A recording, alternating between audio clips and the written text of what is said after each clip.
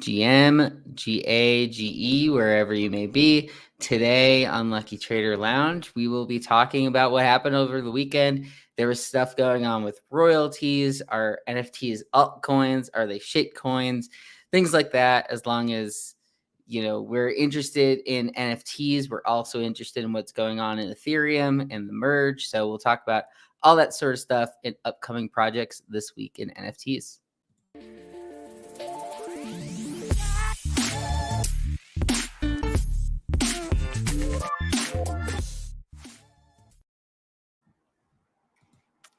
Sorry, I didn't bring you in there, Tyler, for a second. But yeah, so this weekend was kind of interesting. It's different than normally what we see in NFT Twitter. A lot of arguing between people. There was a lot of crypto native people that were getting into some of it. We talked a little last week. I brought up the SudoSwap stuff, and SudoSwap kind of became this big topic of conversation because people could set up these pools on there and the creators weren't getting royalties. So then it brought up this whole discussion on should creators get royalties if they brought in all this money on the original mint, should that be enough? And there was just all this back and forth on Twitter, and it seems like everyone was angry. We talked a little bit about your take on this, but let people know, like, how did you sort of take what was going on this weekend in NFTs and in crypto in general? Oh man, Lou, this was one of the worst weekends for NFT market sentiment that I can remember. I went to a wedding Saturday night, was a little hungover Sunday, so wasn't feeling the best. And then I log in and see all like the fighting, and then the floors are crashing, and the different kind of Discord groups and chats that I'm in, just everyone kind of talking about like NFTs are dead, mid-tier PFPs are dead, what's going to bring them back? And it was swift. Just the sentiment shift from the middle of last week to early afternoon on Sunday. So like Wednesday, we were riding fairly high. We had the highest volume day in trading in 2 months. We had some hype drops to look forward to with Digidoku and Digidagaku and with the 8 lands. Fast forward to Sunday, everyone is panic selling their NFTs. Floors are down 20 to 25%. Volume is totally dried up. And I think that led to some of the arguments. There wasn't much going on, so people are just getting on Twitter and just arguing about silly topics. And I guess my stance on the royalty issue is pretty basic, that there is no one-size-fits-all answer for founders. They should choose to do it how they want to. The 8 lands team, a recent example, no primary mint fees. It was free mint and no royalties. They're choosing to keep 10% of the supply. That's the equity, and it shows their long-term commitment to the product. I like that. But I also understand the argument that royalties help align incentives for founders, and they allow like ongoing revenue to run the products as companies. So that totally makes sense as well. So there's just no one-size-fits-all answer. Yeah, and the marketplace that's allowing you to make these trades are almost always going to be doing some sort of fee. Like the X2, Y2 fee is like 0.5% at this point. They had free fees for a little bit. That drove some momentum that way. OpenSea is 2.5%. So that is like, should OpenSea be getting 2.5% and the royalties, none of them going to the creator? Like that part of it, I don't think is necessarily fair either. And it seemed like the bulk of people, and a lot of people agreed with this, but the bulk of people that were arguing against it were the people that I think are just, they don't think they can outperform this 7.5%, 10%, whatever it ends up being. Like it at this point in time, it's a lot harder to outperform that ROI in some of the cases. And I think those were the people that had the biggest voices, who are just, if you can't beat out a 5% fee that's going to the creator, then you probably shouldn't be buying that item anyway. So it's part of the, when you buy it, what you have to beat. So I think part of it was just the fact that SudoSwap, that marketplace, was not allowing the creator royalty. So that kind of sparked it in a way. But yeah, I don't know. It was crazy. There was people just back and forth, and both sides had a lot of compelling cases. And you heard from project founders and artists. I think for artists specifically, it's a little different than like a 10K PFP project. So that was part of it. The in perpetuity thing, because a lot of these teams, like, they want to be able to provide long term. You could argue that that's why they do like merch drops and things like that to generate new money. So there are both sides of the coin, but that was sort of the big topic over the weekend. Definitely. And, I think a part of it is just it reflects the general sentiment of this market. And most of the active users are just traders and flippers right now. And like they are absolutely trying to mint something for free and sell to someone else for a little bit more, or buy something early on secondary for 0.1 and sell it for 0.12. And when they're getting banged with 5 or 7% royalty fees, those aren't as profitable trades.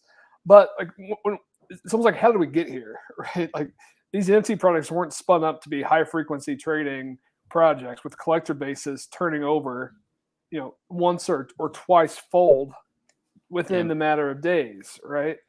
And then, so I think everything's a little bit out of whack, and that's a part of what's going on. And right now we're showing the ETH price. That certainly isn't helping things either. And I think is probably one of the primary drivers of the reduction in floor price that we've seen, at least in ETH terms. So we hit 2K. What was it, Saturday or was it Sunday? We hit 2,000. We got over both nights. I think it hit like 2030 on Saturday night. Yeah. Yep. So Sunday morning, a little over 2K. Yeah, I think it was like short, but yeah, it basically was hovering there. It still hasn't really made the big push over, which I think is it's interesting to me because, like, obviously that's a big number as far as the mentality bros of 2000, that's a level. So I do think that that's part of it. And once you get over that, then maybe it continues to go, but it might just sit around this 2000 for the next couple weeks. Like this might be the plateau that we get to, and maybe we get some stable ETH here over the next month before the merge. But I do think there will be things that pop up around the merge that will be tradable news. Obviously, if a problem and it gets pushed back or anything like that, which I'm not sure if they can technically do that at this point anymore. I think so. If there are any issues surrounding it, that'll obviously affect the price. I think just people hyping it up could move the price up. So yeah, there's two sides of it here where people have been talking. Is this one of the biggest sell the news events ever in Ethereum? Which it could be. Like it could be, because this is, everybody is looking for this. They're expecting, blast off after straight to 10K, which I'm not expecting that. But like, would it surprise me if this went from 2K to 3K over the next couple of months? Like, I think that's what a lot of people are sort of interested in, and we've seen over the past few weeks, it's rose as it has. That there are definitely people who consider the merge a long-term benefit to the ecosystem itself. Yeah, no, it's going to continue to be one of the primary topics and narratives. And I've got a few thoughts just on the price action. So one, I'm starting to be in the school of thought that ETH 1600 to 1700 is the true bottom, and that we only went to 1,900 because of just the wave of liquidations with the 3AC collapsing and Celsius and a few others. And so I wonder, like, is the new kind of baseline bottom, 1,500 to 1,700 range? And, I definitely don't know that I think there's a good chance that we're going to go back to those levels, at some point. It's hard to call that we've forever bottomed with the macro background that we're in. So that's kind of my general thought on price action. From an NFT perspective, I think we're going to see an increasing narrative of people wanting to hold ETH into the merge, sell their NFTs. But then game theory comes on top of that. So floors, people will start to try to front run. So if you think ETH so the NFTs are going to bottom the day after the merge, right? Some people are going to just go ahead and front run that and try to buy some NFTs cheap, maybe the week before the merge. And then other people are going to start thinking, okay, so and so is thinking this for like the level 1 strategy, level 2, I'm going to start ahead of them. So I think there's a chance that we actually bottom in NFTs here in maybe in the next week or two, as opposed to actually right at the merge event. I'm still kind of playing out the game theory in my head, but there's going to be a lot going on here in this space. ETH is going to be dominating the headlines, and anyone who's on the fence or a little nervous about it is probably going to look at selling. And I think we've already started to see that. Yeah, and I think that's where like there are people that bought in more recently around 1200, 1500 that they already have a decent chunk of gains and they don't necessarily have to risk it, right? Like you already got, say you bought in at 1500 a couple of weeks ago there, now you could sell at 30% increase and not even have to worry about if this is going to go up or down after the merge. So that's part of it too. Like there will be people, since it rose so quickly here at the end of this past, what's that, like mid-July, so the past month, it doubled. So like there are people that have bought recently that are fine with selling at this point because they already have pretty good gains. Like you probably bought it at 1200 thinking, oh, this will get to 2000 by the merge, and it's already there. There's also the people that are probably thinking, well, now it's going to go to 2500 because it's already at 2000. So there's going to be both sides of it. And I think a lot of people are watching this event, even some less NFT crypto native people who are hearing about this, because this is one of the biggest, if not the biggest events in crypto that we've seen. And I think part of that is because there's more eyes on this today than it would have been 3 years ago, let's say. There's in the past, it's been the happening events from Bitcoin that have been pretty major. But this is going to be the future of Ethereum and more energy efficient Ethereum. And that's been one of the big things that when people try to attack it, it's fixing that issue with the proof of work moving to proof of stake. So excited to see what happens here over the next couple of weeks. And isn't it the equivalent of like 3 halvenings or something? I feel like I've seen that idea thrown around from a like sell pressure side. So it's hard to predict. I think you're spot on that some people bought the bottom and are looking to sell. I think there's a lot of money on the sidelines who might be in that FOMO zone here soon. Like if they think that ETH could actually run to 3K and are actually long-term ETH, that they don't want to miss the huge run, into or after the merge. So we could see some FOMO action there. So it's all it's hard to predict, but I think there's gonna be FOMO. I mean, I FOMO'd like a lot of people that when it was at 1000, they were just sitting there not buying. But once it gets over 1200, you start thinking about it. And then when it's 1500, you're like, ooh, I don't want to miss this. Oh, there is the merge coming up. Like it makes sense that it'll be rising now. So I think we have had some of that FOMO here. And like you said, like if it's positive post merge, then it'll just continue the FOMO like that. Because I do think there are people that don't have any Ethereum because they might also be concerned that they're going to lose it because it's the pre-post situation. Will my money still be there? That whole idea, which is obviously one that I'm expecting and hoping that goes smoothly, obviously. But yeah, I think that's sort of the big thing, and we'll obviously be continuing to talk about this over the next month or so. Leading up to it, and then the post-merge, we had an article that came out from Jason Bales on some of this impact information. So check that out at luckytrader.com. What is the merge? How it will impact your NFTs. So moving from this proof of work model to proof of stake. So we've seen some early impacts already, Lou. I'm just going to quickly show this. We don't need to dive in. But man, I checked in on the 30-day, 7-day board this morning. It's about as bad as ever. And put NFT aside because it's kind of a fake floor at 59 right now. The only things up, there's a handful of art projects like Ghost is up, Where My Vans Go and Ringers are up on the month, and everything else is down. Not 10 to 20%, 20 to 50%. And it's a rough scene. I mean, balancing that is ETH is up 60% on the month. I would love to see more US dollar. NFTs are also already down at least like 50-60%. A lot of those NFTs, weren't they? True. Like from before that. You mean from the last month?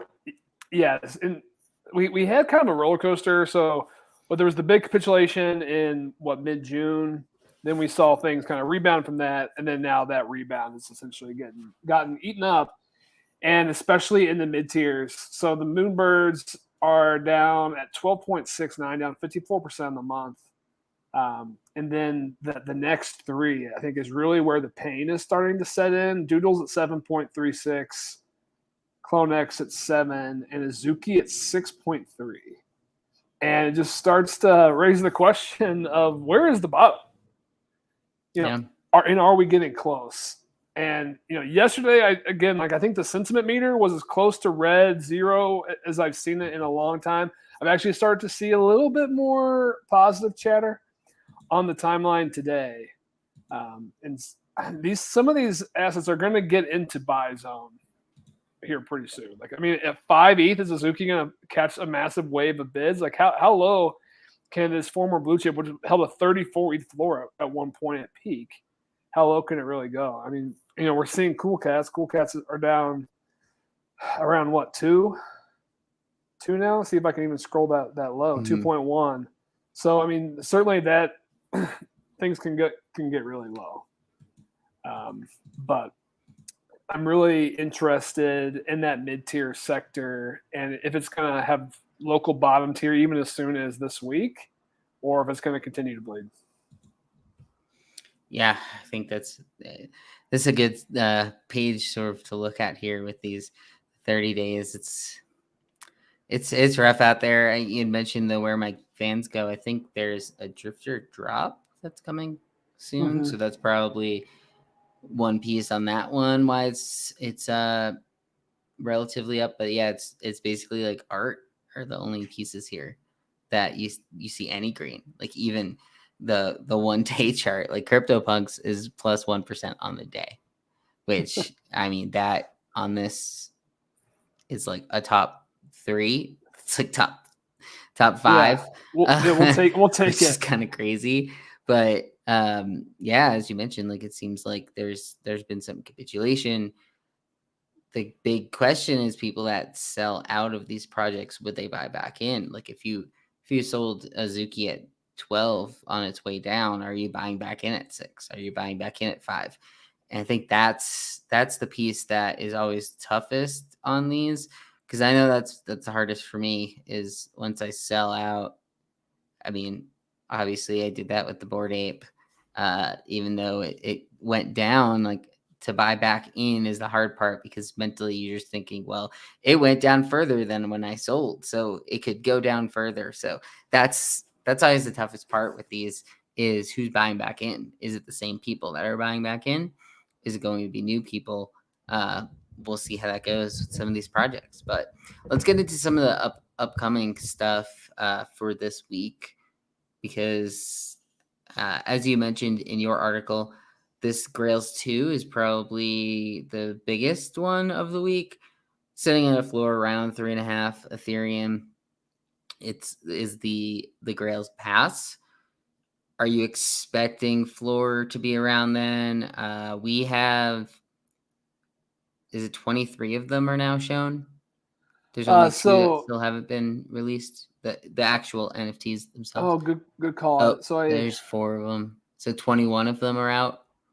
It looks like. I'm seeing 21. Including number 1. I think we expect Grail number 1 to be a big name. Grail 2 is the one that we're expecting to be Grant. So so it revealed. So I think you're right. So you just had to refresh. Yeah, so it looks like we're down to just 8 and 1. Okay. Do you have any predictions on here? Do any of these look like you think they're specific artists? So I wasn't sure if they were all going to be revealed ahead of the mint. So the mint for these opens up tomorrow. It's a 7-day mint window, and we'll talk about some of the game theory behind this here as we elaborate on the topic. But when I checked this morning, there was still like 4 or 5 unrevealed, and I wondered if there was going to be just a total, rare lotto aspect to this mint where folks would have to choose, like, do you want the art in the black box, or do you want to select one, like the bird in the hand, so to speak. So the way this works is anyone who has a mint pass will be able to select one of these 25. It's not first come, first serve. There are no limits. So, for example, a lot of folks think Grail number 2 is from Rising Star artist Grant Yoon. We could see 300 mints on Grail 2. That's not out of the question. If that happens, now it's not that scarce anymore. It's essentially a 300 count addition. So was that a bad use of the mint? And I would think yes, right? So Grant's, his famous last edition is holding like a 1.5 ETH floor right now for 324. So you have to keep that in mind. And the game theory really comes out. We were chatting a little bit before this. It seems like the play is you have to wait till the end of the mint window to have as much information as possible about what others may be minting. Of course, if everyone does that, then there won't be many mints, ahead of next Tuesday when it closes. The other aspect of this is there's a reveal event that happens next Wednesday. So even if you mint one of these, you won't technically know the artist behind it, unless you've already been able to deduce that. So that's when you'll get all the underlying information for the piece. So that's another factor in the game theory on these. Some might look at some of these images and they may not seem that impactful, but in Grails 1 we had what was it? It was the inspiration for autoglyphs. Yeah, the Larva Labs piece, which went for 70, 80 ETH, which if you just looked at that image, it may not have been that exciting to you. So I think that will absolutely be at play for some of these. But yeah, I mean, there's some cool art in this set for sure. I mean, of course, the Grant Yoon jumps out. I want to say this might be a Neurocolor piece here. He caught some real steam last summer and last year with some of his pieces going for like 20 to 40. So that one could. I was thinking that the 11 kind of reminded me of the Chimera. Remember Chimera, the MP Cause, had that as a curated because it moves kind of similarly. It does move. I'm noticing that now. So that was what I was thinking on that. I don't have many like known of different artists. Mostly if they had an art blocks is the only way I would notice. But Grail 20, I feel like might end up being someone that we've heard of. I don't know. It just kind of like looks somewhat familiar. It got some sort of like skull vibe to it. Yeah, it definitely does. I'm assuming that ball that's rolling in 16 is going to end up being someone that we know. I'm not sure. Do you have any takes on that? Do you think like looking at these, there's certain ones that look like they're like specifically look maybe worse or specifically look way different than someone on purpose? I don't know as much on like some of these black and white ones. Like maybe that artist usually does colorful stuff. Yeah, I feel like Grail 25. I feel like there's more to the story here. Yeah, like maybe this is like the end image or something along those lines. This is also very synapses or something. But this is more than just a synapse, right? Grail 24 is pretty interesting, right? Just a zoomed in view of a circle on a piece of cardboard is essentially what it looks like. Yeah, like a box of sorts.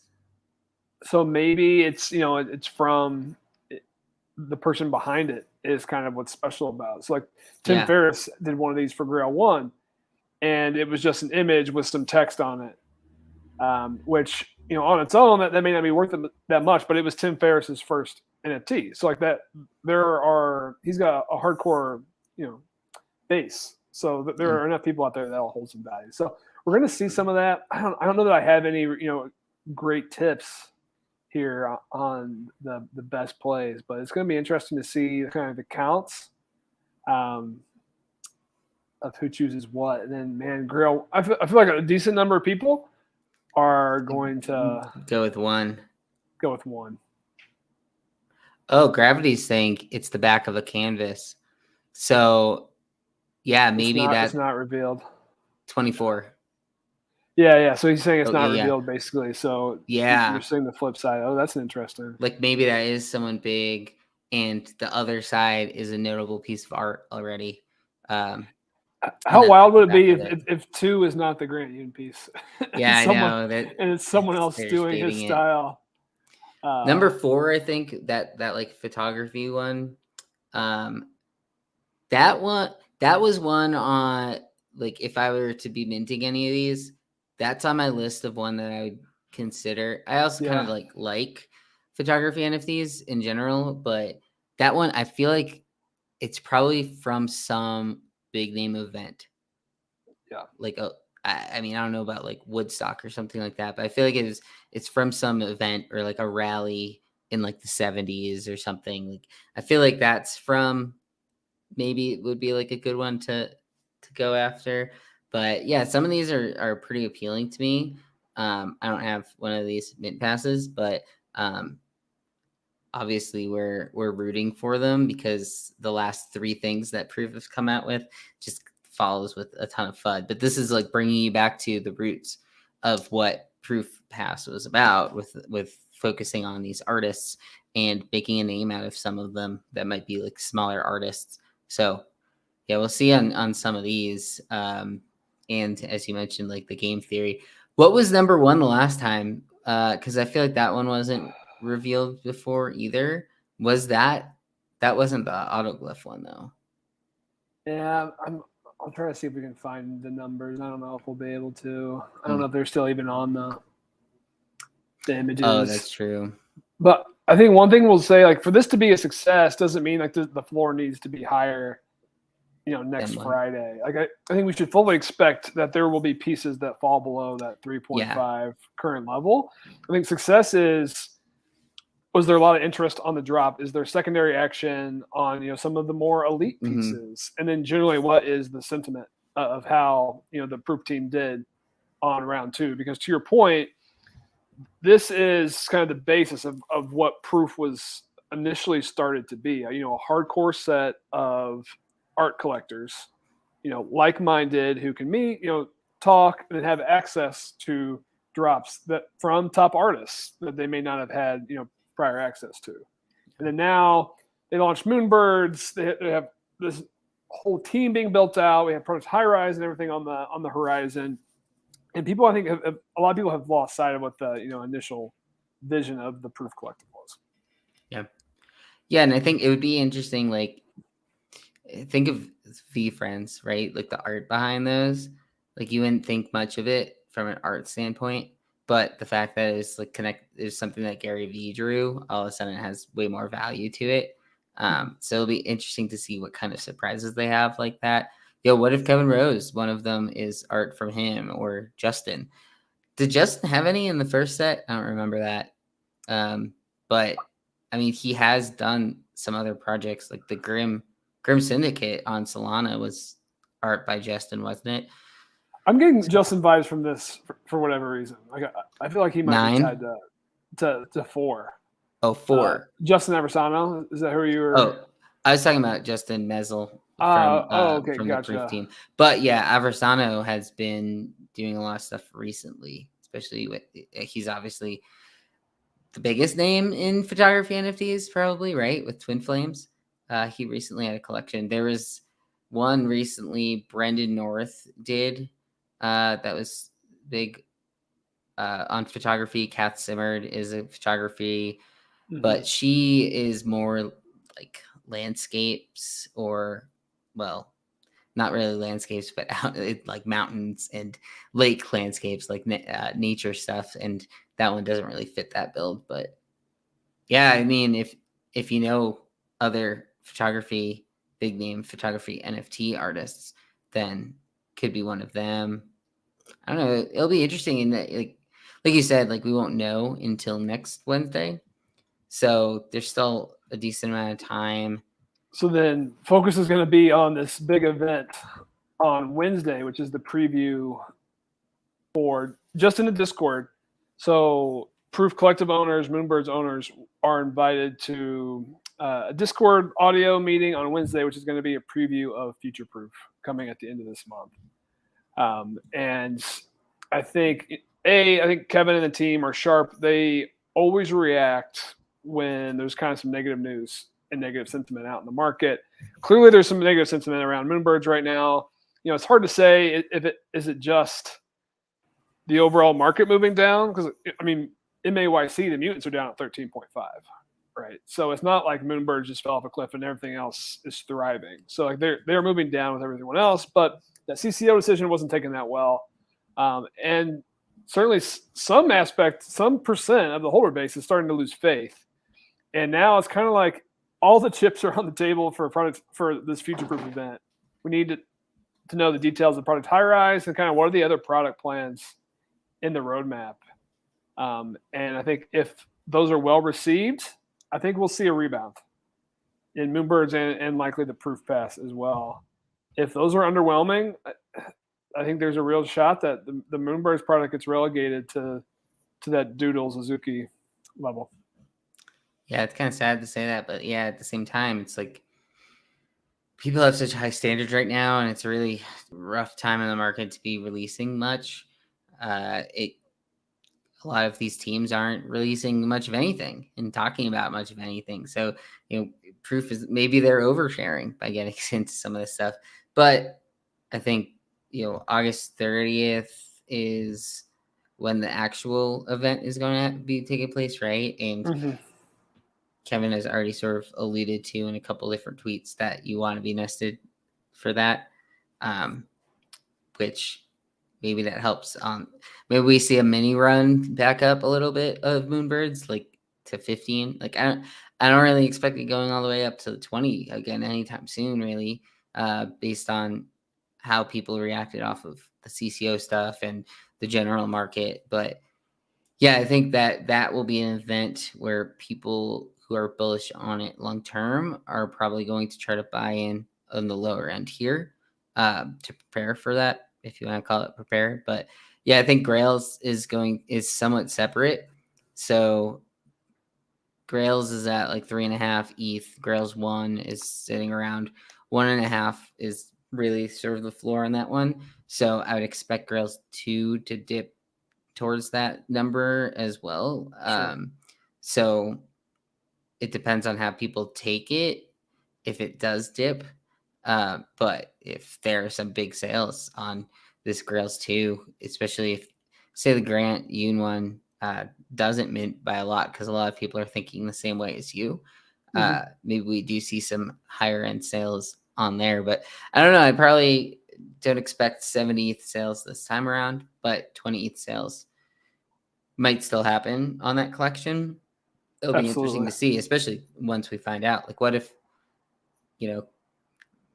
I doubt there's an X copy in there again. Do you think there's going to be any dupes as far as like them reusing artists after the first time, or you think this will be all brand new artists? I want to say it'll be brand new, but I haven't been active like in the Discord and really following all the chatter around it. I mean, look at this. This is 7, 14, 20, like over 20 sales, over 20 ETH on the last one. So that's some significant upside. And to your point, I don't know that we'll see quite as high, 75 and 80. That feels high for this market, but I definitely think there's going to be 20 ETH sales coming out of this one. So it's going to be another nice reward for Proof owners as well as those Grail Moonbirds. Yeah. Cool. And then we have from Huxley here, who friend of the show. I had him on an interview a little while back, and they finally put out these details on the humans drop. Some is going to be for their previous holders. So the floor on the robots is around 3.5 ETH, and basically giving a lot back to the community that already exists. I think there's going to be 3,000 total of these is the max. They're giving some to people that participated in their burning event, giving some to people that are currently holding the robots. And I mean, this is the art on these have appealed to me. Like, it is good quality art, and a pretty big name in the industry, and people that are into the comics and that comic style have been following Ben for a while. He's obviously been a part of some big name games in the past and developing big names games and movies, and he's taking a lot of what he learned at Halo and Call of Duty to create similar but his own lore, and pretty much used Web3 to do that. So this one is starting to mint on Wednesday. So people that, if you were participating in the burning events, you'll be able to start on Wednesday. And then if you have robots, I think that one is Friday, or maybe that's Thursday. But there's basically 3 days of events where it's like you have 24-hour window, 24-hour window, 24-hour window, and then at the end, whatever's left is basically somewhat of a free for all. I don't think it's any of it is like a full on public though. Doesn't it's seem the that prize way. winners, yeah. So they have some people that have won tokens that will be able to mint towards the end as well. So yeah, this one's it's kind of neat. It's his way of giving back to people that have been part of the community and holding another piece of art from him. So what's your thoughts over there on Huxley? Yeah, so they're definitely expanding their ecosystem here. So 3 sets when you look up Huxley on OpenSea. You have the comics, the robots, and the Genesis. You kind of already dropped the headline on the robots. But the robots are holding a 3.5 ETH floor right now. Granted, they're only 1,000 supply, but I mean, you can count on 2 hands the number of PFP avatars that are over 3.5 ETH right now, right? So that is certainly a notable floor.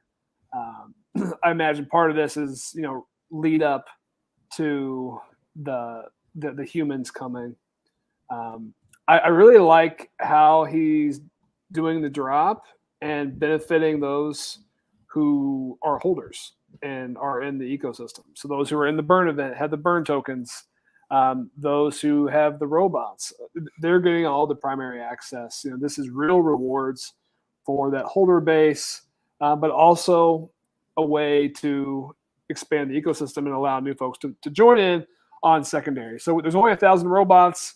There are it's like each of the tokens are like from a different thing and have their own set. It's another like I thought it was like 2,000 of these. It's at least 2,000, yeah.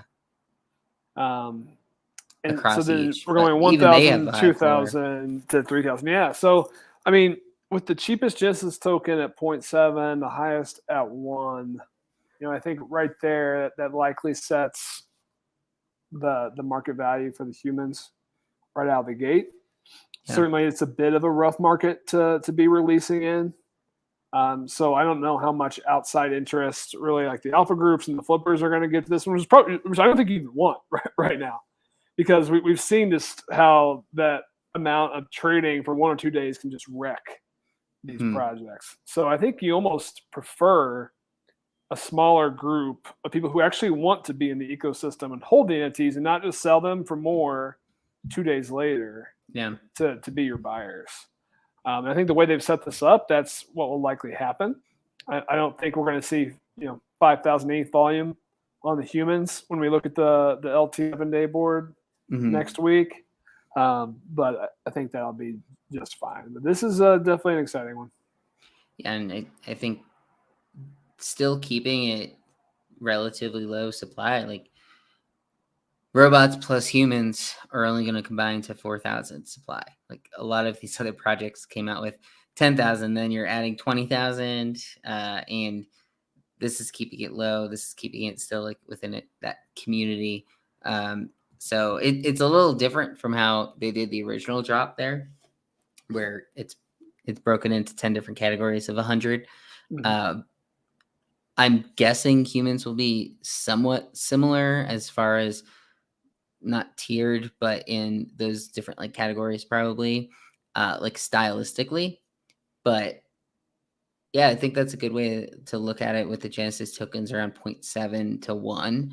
That's probably around where these will sit. And if you think of it as if you've been just holding these Genesis tokens, it's not really adding money to you, and you're effectively getting a rarity drop here. Not sure as far as it's more of an aesthetic project, I think, versus I mean, those were pretty even categories. But Wow. like look at the top end are pretty cool. So I would expect there's probably somewhat similar characteristics as these for the robots, where there are going to be some higher end looking ones versus the base human ones as well. So this is art that's always kind of appealed to me. These Huxley robots. I never actually got into it. I know He-Man is in Chris Piston, who's been on a couple of our streams. He's into Huxley as well. And I do like what they're doing over there. If you're interested in like comics in that style with like the lore, there's a lot of cool stuff they're doing, and the art is pretty high end. And I mean, Ben does it most of it himself, so I think it's pretty cool what they're doing over there. So hoping this one comes out as a pretty successful drop for them. Same. All right, and then we have. Let's see, what other upcoming drops we have this week? Art blocks. We have another curated coming up. Well, No yeah, let's talk about the one curated. from today. So today's did not go well. Went pretty poorly. Only 20 have minted. It hit the bottom. There were supposed to be 222 of them. Mm-hmm. So this one seems to be a pretty big fail. Are there other art blocks coming out this week? I think the problem with this one is that, I mean, they all kind of look pretty much the same, but there's not anything too special with them. In my opinion, they're very dark. So it's kind of hard to see what's going on with them. But yeah, I mean, only 20 of them even got minted. So I don't know how long we have to specifically look at those ones.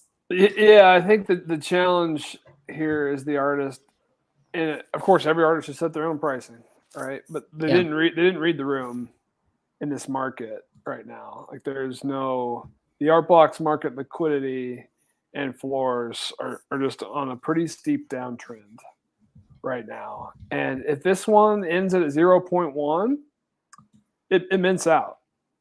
For sure. I don't know that the secondary market would be awesome for it, but I think it still would have gotten to mint out. But that 0.2 is just a high enough threshold, with the current sentiment of this market that folks aren't going to show up for it. So I think this one's going to be open for minting for quite some time. And I think part of the challenge, not like critiquing this artwork specifically, is that there's just too many other sets that are like this now, with 200 or 300 supply to choose from. And we're starting to get just that kind of overabundance of, generative art projects out there, which is hurting everything. With that being said, we do have another new factory coming up on Wednesday that I think could do well. Yeah. So this is from Dan Cat on Twitter. He goes by like Rev Dan Cat. He is from the 70s pop editions that got a lot of hype in Steam in last year's run. So for everything, you kind of have to take last year's art blocks assessed with a grain of salt, because like the whole market 10 to 100x last summer. But these ones still hold a solid floor. So his prior work, rather, sorry. So 70s Pop Series 1 from him still holds a 0.45 ETH floor. which, for those who follow like the factory market, a lot of those are 0.1 or below. So it's got some real buyers, and still only 7 to get to a 184 there. So fairly thin. He's doing this at a flat mint price of 0.128, which I think is smart. Relatively low. The supply is a little higher at 366, but I want to say that's the supply he always does for his drops. So I get that. I think this one's going to mint out. I don't know in this market that it's going to be a slam dunk 3 or 4x, but I think there's some upside, and especially if you get some of the cooler outputs. So I think there will be some attention on this one. I don't think it's going to be the same level of flippers and botters that were here a week ago, 2 weeks ago, just because some of the recent secondary markets have been so bad, which might be to this benefit. But we will see. I think it will go better than today's.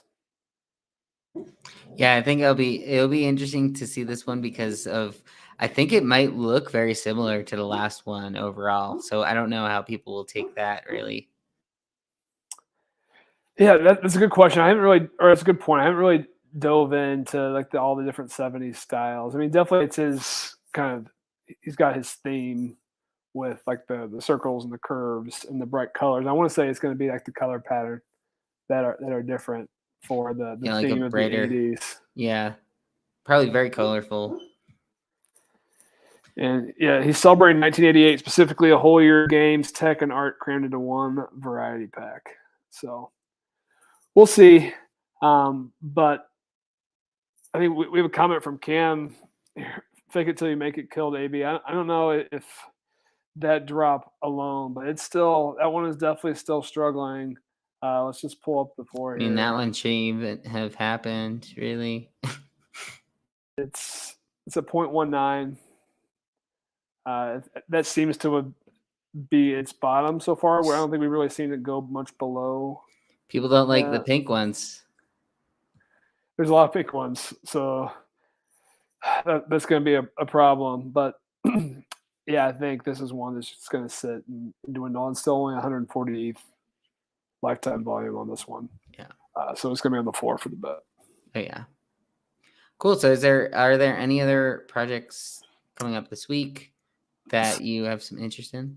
So the other aspect of the week is just to pay attention to those free mints, right? It can be tiring, but all of the best trades last week were on free mints. And, the real winners were those who were able to mint early and get in on at that free level.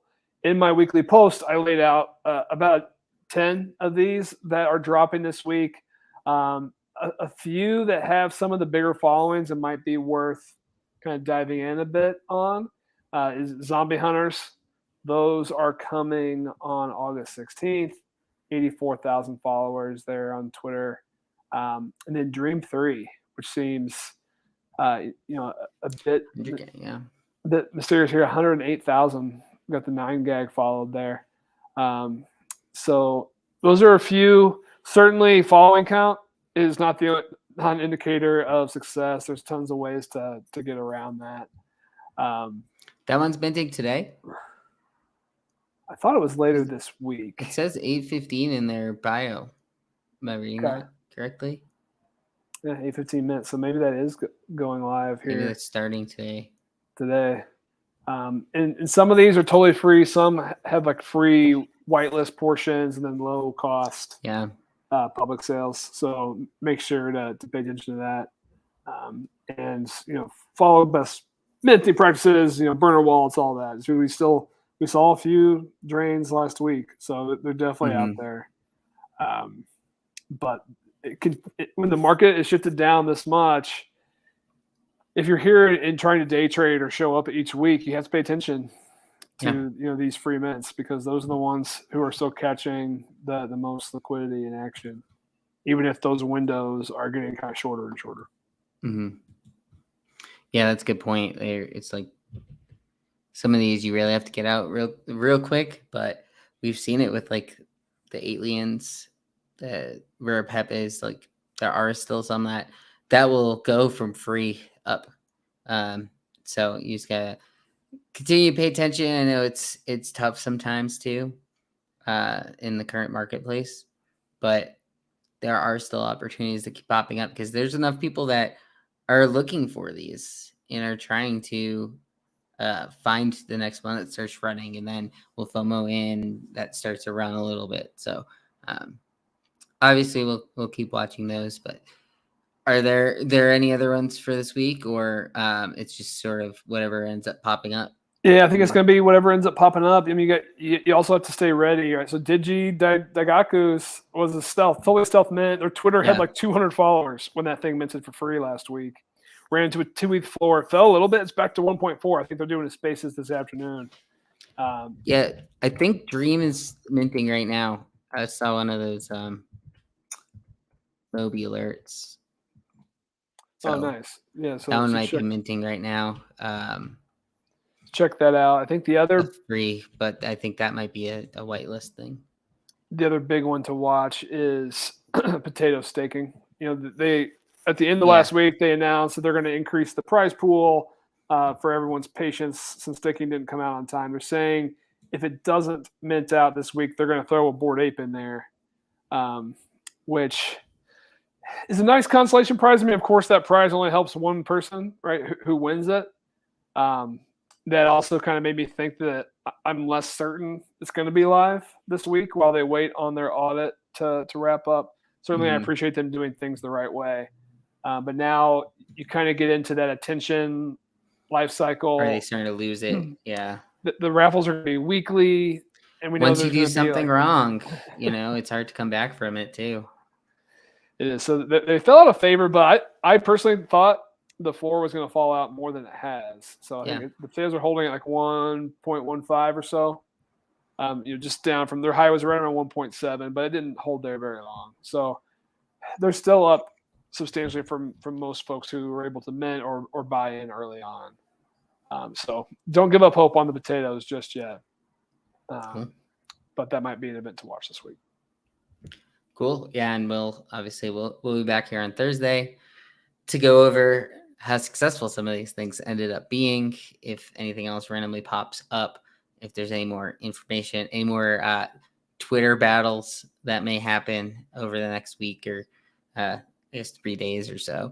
But we'll be back here on Thursday, pretty much that same time. We're trying to just do them all at 4 p.m. now. So we're aiming for more, the very consistency of it. And so if you're here today, we'll be back on Thursday at 4 p.m. Eastern time. And we're trying to now do the Mondays as well at 4 p.m. Eastern time. Used to do it at 1. So this way, it's just consistent across the board. But good luck out there this week. If you're trading, if you're trying to maybe trade against these coins, there's been some Dogecoin came out with NFTs for the first time today. It's I don't think there's a marketplace yet though.